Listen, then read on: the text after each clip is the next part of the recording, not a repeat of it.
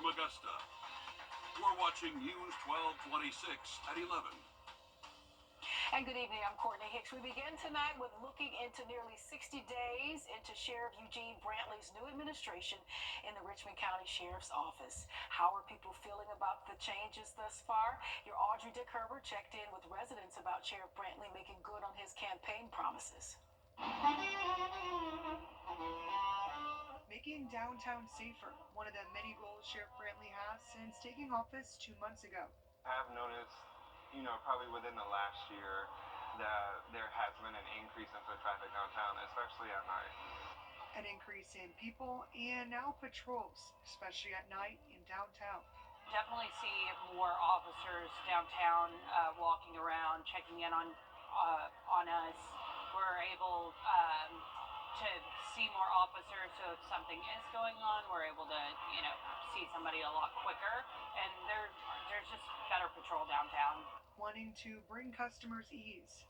I feel like we have noticed a bit of an increase in foot traffic at night due to the increase in patrols. I feel like people are seeing that there are, protection out in the roads.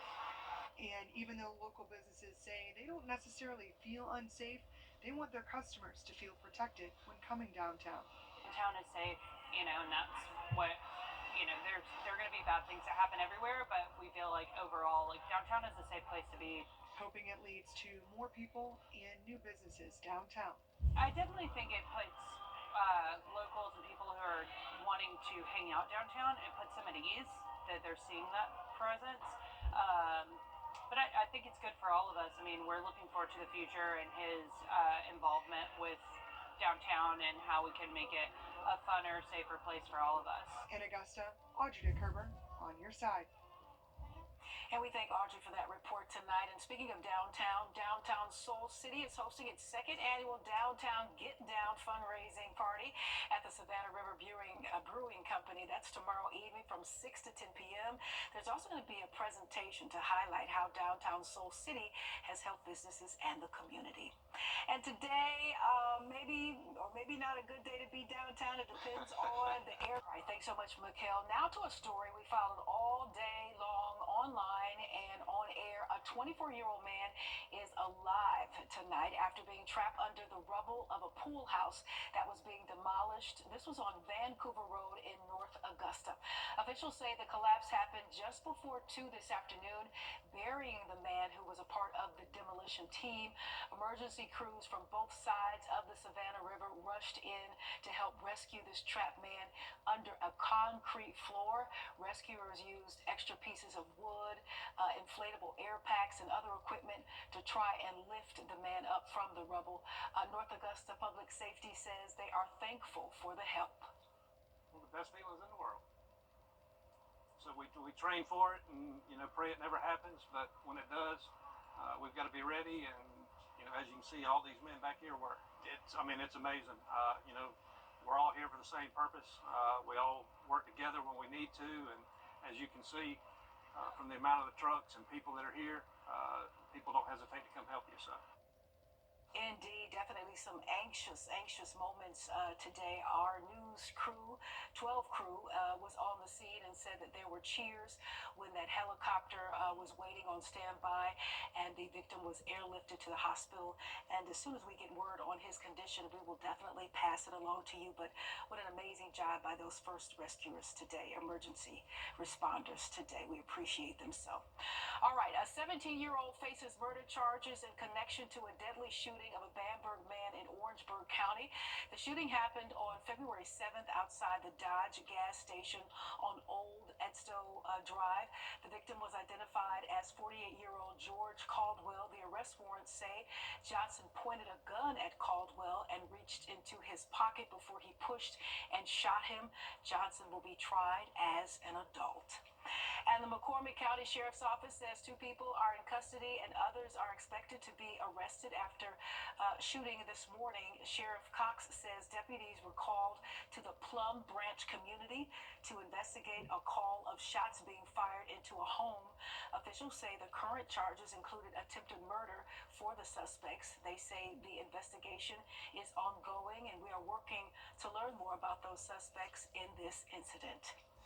A child in West Texas has died of the measles in the state's worst outbreak in almost 30 years. It's the first measles death in the U.S. in 10 years. The child was school-aged and was not vaccinated against the disease. At the hospital where that child died, more than 20 patients have been hospitalized, all of them unvaccinated. We have known that we've had measles in our community. We are now seeing a very serious consequence of what happens when we have measles in our community. Health Secretary RFK Jr. said his agency is watching the outbreak and called it, quote, not unusual.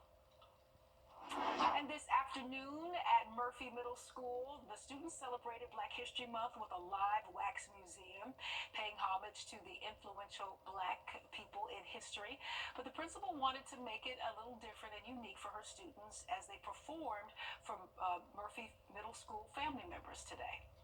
So we did the Living Wax Museum because we wanted it to be a bit more interactive for the kids as well as for the parents, as opposed to a traditional program where everybody's performing something. And because this is middle school, we wanted it to be a little bit more challenging. So our students had to choose a person, learn that person, and be able to recite the contributions that that person made. Very nice. Our News 12 photog Cameron Jacobs says the students enjoyed that presentation and being a part of it, and the school saw a very good turnout for that Black History Month celebration. The deadline for local governments to opt in or out is Saturday. We're talking about the homestead exemption. Tomorrow, the city of Grovetown will hold a special meeting to vote in or out. Now, that is open to the public and will be live streamed on the city's Facebook page, while the Columbia County Commission also has its meeting at 6 to opt in or out. Previously, the Columbia County Board of Education voted to opt out, but that is separate from these meetings. Mikhail? We're watching out for rain and some wind as we head into your day for tomorrow. So stick around to hear more about those exact impacts as we look ahead towards tomorrow coming up. Marcus Kitchen. And tonight, family and fans of actor Michelle Trachtenberg are mourning the 39-year-old. Stephanie Goss takes a look at her life and the investigation into her untimely death. Michelle, take a smile right in front of me. Michelle Trachtenberg landed roles on the shows that all the kids were watching. Buffy the Vampire Slayer. She was Buffy's sister, Dawn.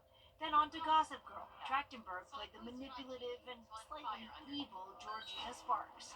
I'm not her spy, you idiot. I am her. This morning, NYPD officers discovered the 39-year-old actor unresponsive in a Manhattan apartment.